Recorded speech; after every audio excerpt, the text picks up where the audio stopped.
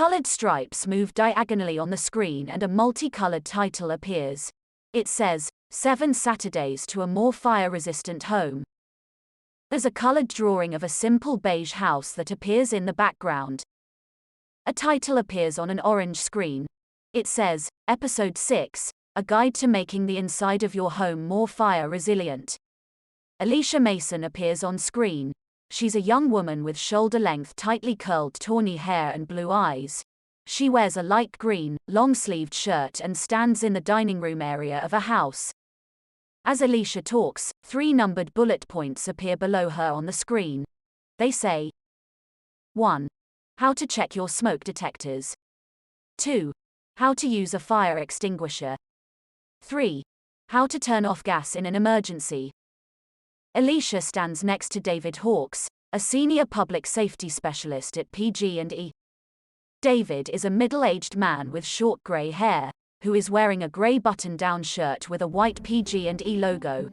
Behind him is a large wood table. On the table are 2 red fire extinguishers and 2 smoke alarms. Hello, welcome back to 7 Saturdays to a More Fire-Resistant Home. I'm your host, Alicia Mason. On today's episode, we'll be learning more simple ways to make the inside of your home more fire-resilient. As we all know, an emergency can happen at any time, but that preparation is key for keeping yourself and those you know safe. In this episode, we'll kick off by learning how to make sure your smoke detectors are functioning. Then, we'll tackle something that I personally would like to learn more about, how to properly use a fire extinguisher. And to close out, we'll show you how to turn off your gas in the event of an emergency. But I can't do this alone. So I'm bringing back the former chief of the CAL FIRE Butte Unit and now senior public safety specialist at PG&E, David Hawkes. Thanks for having me back, Alicia. Today we want to empower people to take action and be better prepared in the event of emergency that takes place in your home. The best part of these tasks are simple to learn and can give you some peace of mind. You had me at simple to learn. Where should we start? Alicia, the first thing that you should do is to make sure that your home has a smoke detector and that you test them monthly. This is such an important step. I just replaced the batteries in the smoke detectors in my house. That's great, Alicia. Testing, placement, and maintenance are key to making sure your smoke detectors are working to keep you safe. Let's show folks at home what we mean. An orange screen appears with the title, Step 1. How to check your smoke detector. Under the title and inside a green circle is a drawing of a smoke detector. David takes a detector down off the ceiling. He holds it in his hand as he talks to Alicia. The National Fire Protection Association has found that smoke detectors save lives, and I've seen it firsthand where people have made it out of their home alive during fires that occur at night when they're asleep. Well, that is great to know. So where should we put the smoke detectors, David? Smoke detectors should be placed in every bedroom in the house, in the hallway immediately outside of bedrooms. They should also be on every floor in your home, including the basement. And it's important to check your smoke detector monthly to make sure it's working properly. Let's test this one. Okay. Along the bottom of the screen, an orange box appears. Inside the box, in white type, it says, Smoke detectors should emit a loud, ear-piercing siren when the button is pressed. Alicia holds the smoke detector. There is a small flashing red light on top. An orange screen appears with the title, Step 2. How to use a fire extinguisher. Under the title, inside a yellow circle, is a drawing of a fire extinguisher. David and Alicia stand next to a center island in a kitchen. David takes an extinguisher out of a kitchen cabinet and holds it over the countertop of the center island while they look at it. He points to a dial area at the top of the extinguisher, and then looks at the label on the red canister. New smoke detectors like this one come with a 10-year battery, but after 10 years, all smoke detectors should be replaced with a new one. Well, that was something so simple and easy that will keep our whole family safe. Now that we've checked the smoke detector, what should we do if a small fire breaks out in the home? I'm glad you asked, Alicia. A fire extinguisher is a very important tool to have in the home in preventing small fires from becoming bigger fires. There's also some things that we need to know about a fire extinguisher before we use it. The first thing that you should check is to make sure that the extinguisher is charged and ready to go. In this case, it says full and is in the green area. That's important. The other thing is fire extinguishers should be only kept for 12 years. The other important thing is to know that fire extinguishers are for use in different types of fires. David, can you elaborate a little bit more about those types? Absolutely. This fire extinguisher is a 1A10BC, a good all-purpose extinguisher in a house. Along the bottom of the screen an orange box appears. Inside the box in white type it says, Class A, combustible solids, paper, wood, trash.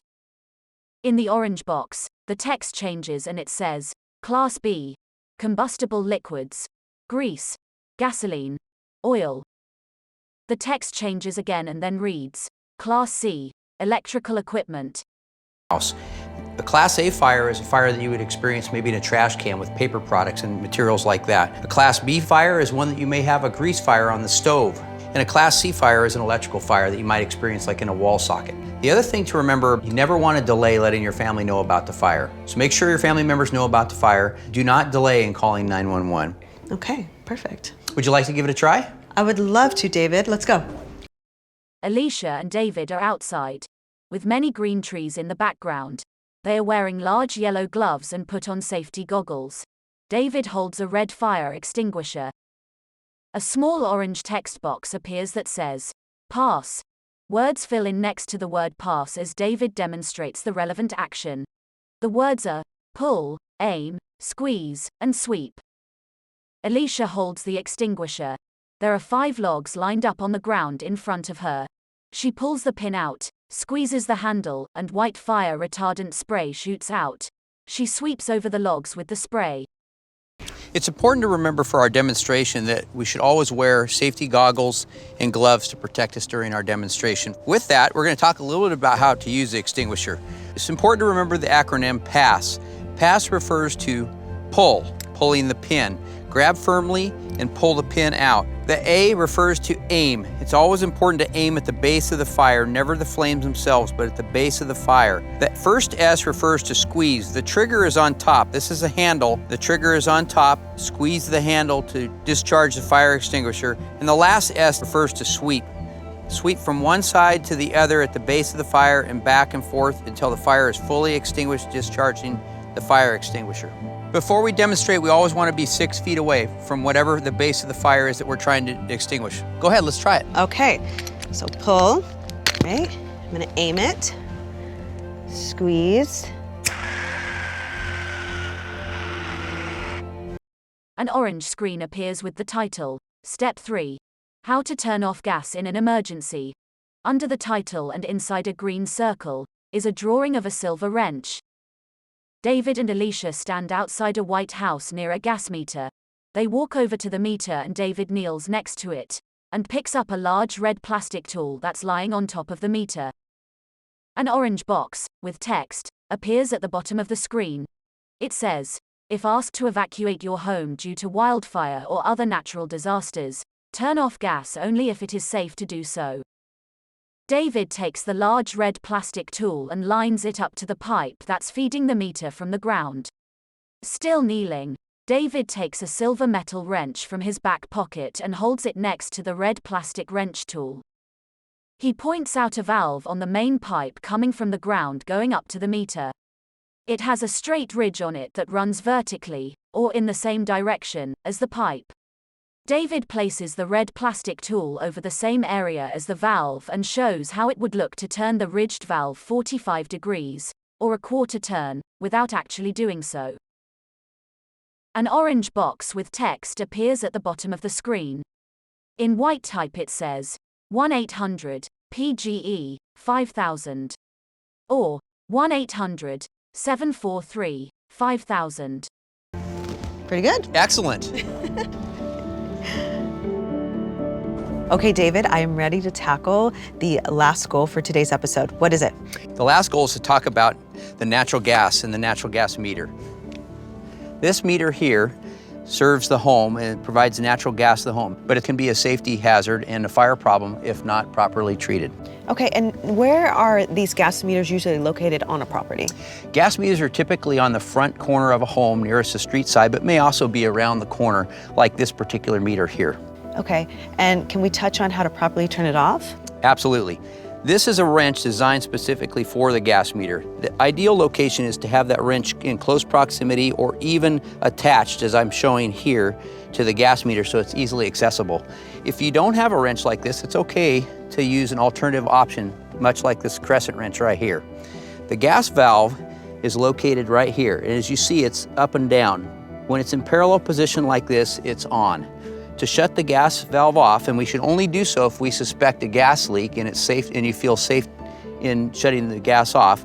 If that's the case, use the wrench, place it over the valve, and as I simulate here, we're gonna just do a quarter turn. When it's like that, the valve is off. Okay. And correct me, David, but we should not turn the gas back on ourselves. Correct. You always want to call 911 first when there's a gas leak. The only time you want to turn it off is if you suspect a gas leak and you feel it's safe to shut it off. But once the gas is off, you should always call PG&E to restore that gas. PG&E will come out free of charge, will restore the gas, relight the power pilot lights in the home, and restore gas. Call PG&E at 1-800-PGE-5000 or 1-800-743-5000. Well, thank you, David. These were definitely things that every homeowner should know. Alicia and David are back in the house for the remainder of the video. Using smoke detectors, fire extinguishers, and shutting off the gas are essential ways to help keep your home safe. Exactly, and to protect your family. Everyone watching, make sure to share our 7 Saturday videos with those you know living in a fire-prone area. What are we learning next week, David? In our next and final episode, we will talk about ways to start building a fire-resilient community. You should get ready to introduce yourself to your neighbors if you haven't already. I'm looking forward to it. Thanks so much for joining us for 7 Saturdays to a fire-resistant home. We'll see you next week. If you want to catch up on our previous episodes, go to safetyactioncenter.pge.com to watch and learn more preparedness tips.